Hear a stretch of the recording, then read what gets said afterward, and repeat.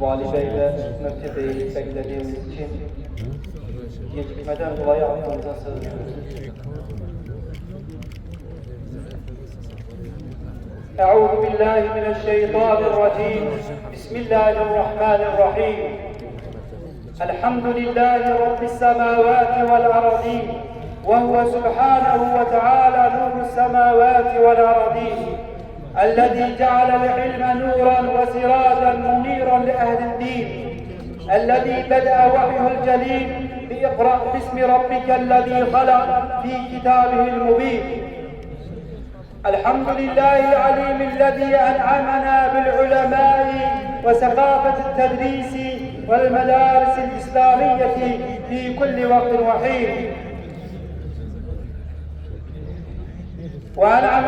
وهو الذي سبحانه وتعالى وهب للمسلمين العلماء الأجلاء في العلوم العقلية والنقلية طوال تاريخ المسلمين وأنعم على بعض خواص عباده بالحكمة والمعرفة والموعظة الحسنة لتأييد الدين المبين والصلاة والسلام على مصباح الهداية ومنبع العلم والعرفان الذي أرشدنا إلى العلم والعمل والمعرفة وأخبرنا بقوله الشريف من يرد الله به خيرا يفقهه في الدين مدينة العلم وعمال المعرفة سيدنا أبي القاسم محمد بن عبد الله صلى الله تعالى عليه وسلم وعلى آله الطيبين الطاهرين وصحبه الأخيار المنتخبين وعلى من تبعهم بإحسان إلى يوم الدين. أما بعد sonsuz ilmiyle tüm mevcudatı kuşatan mukaddes kitabında ilmi ve alimleri öven de ki ey Rabbim ilmimi arttır ayetiyle ilimde derinleşmeyi teşvik eden ilmi insanlık için bir nur ve hidayet yolunun kandilini kılan Yüce Allah'a sonsuz hamdü senalar olsun. Yalnız şu iki kimseye gıpta edilir. Allah'ın kendisine ihsan ettiği malı yok yolunda harcayıp tüketen kimse Allah'ın kendisine verdiği ilmiyle yerli yerince hükmeden ve onu başkalarına da öğreten kimse hadisi şerifi ile ilmin yanı sıra nakli ilimler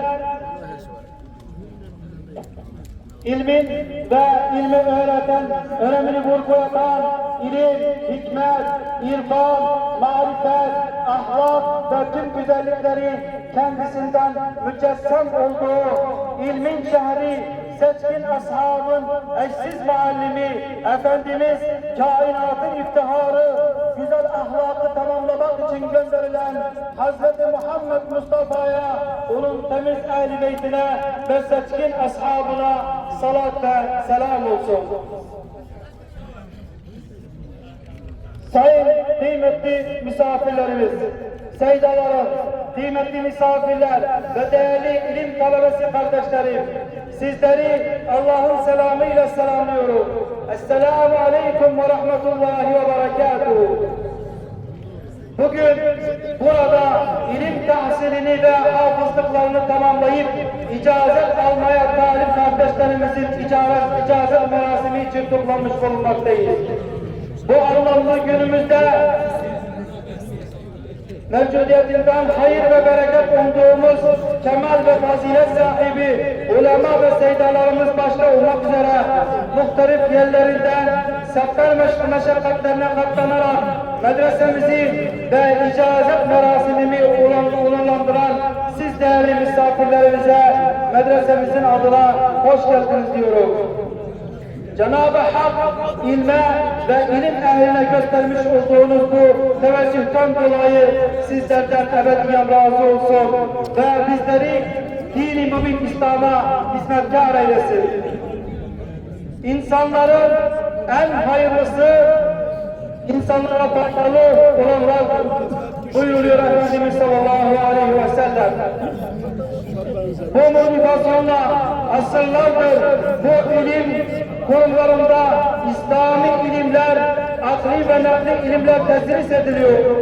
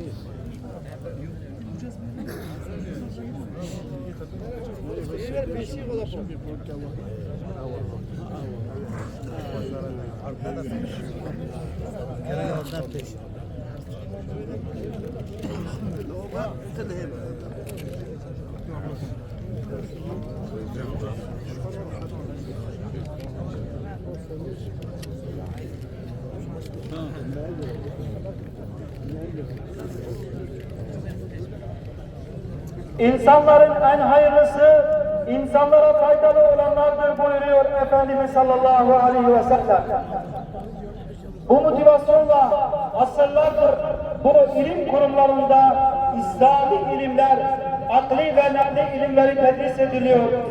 Sarf ve nahu ilimlerin yanı sıra nakli ilimler, tefsir, hadis, kelam, fıkıh, usul ve tasavvuf gibi alanlarda eğitim veriliyor. Asr-ı saadette ashab-ı suffe ile başlayan tabi'in dönemi ve sonrasında ilim öğrenmek ve nakletmek